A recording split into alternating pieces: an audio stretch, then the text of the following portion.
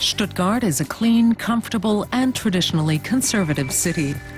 Its residents are known for their industriousness and for obeying rules and regulations.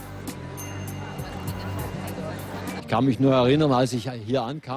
still remember when I first came here, there were still signs saying, "Do not walk on the grass." There were still policemen keeping watch. It was all very petty bourgeois, not like us. But people here are changing.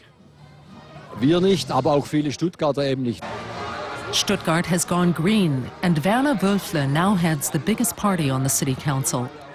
Most of his voters live in central Stuttgart.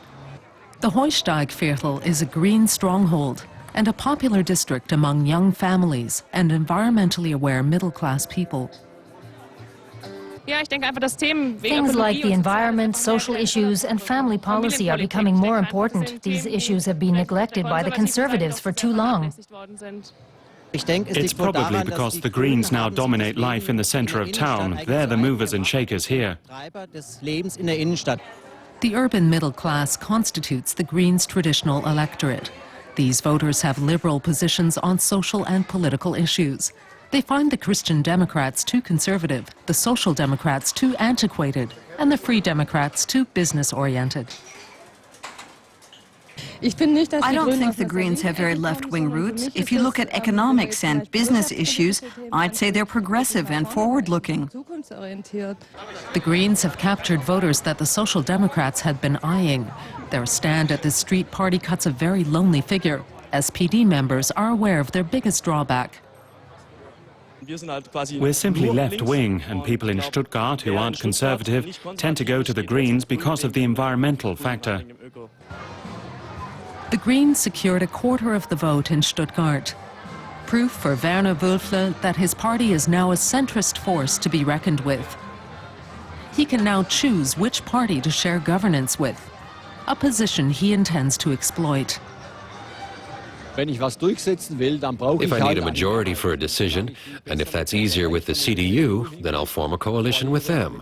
If a workable majority is possible with the SPD, or even the Left Party, then I'll do it that way. It's this flexibility that is winning new voters for the Greens. This famous indoor market is frequented by the kind of clientele who wouldn't normally be associated with the Greens. Most shoppers at the upscale Markthalle have traditionally voted right or centre-right, but even this section of the electorate have now been won over by the Greens. I don't deny it. I have the feeling that these people take a bit more effort and care. That's what I'm interested in, for our children and for future generations. The Greens stand primarily for green policies, but also incorporating sound economics. They've gotten that message across. They now have political responsibility in various areas, and that also changes their approach. One major factor in the Greens' success in Stuttgart was their opposition to plans for the redevelopment of the area around the central train station, plans supported by all the other parties. It's a project favored by the local business community, but otherwise their relations with the Greens are fairly relaxed. The city's Chamber of Commerce and Industry is keen to stress the similarities rather than the differences. Of course there is disagreement, but also quite a bit of common ground. On tax policy, for example, the Greens' ideas are not very far from those of the business community. And the Greens have done some fine work at the communal level in recent years.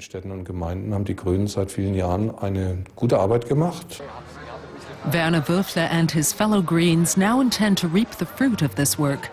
Elections for the post of city mayor are due in 3 years' time, and Stuttgart's Greens are confident they'll win this office.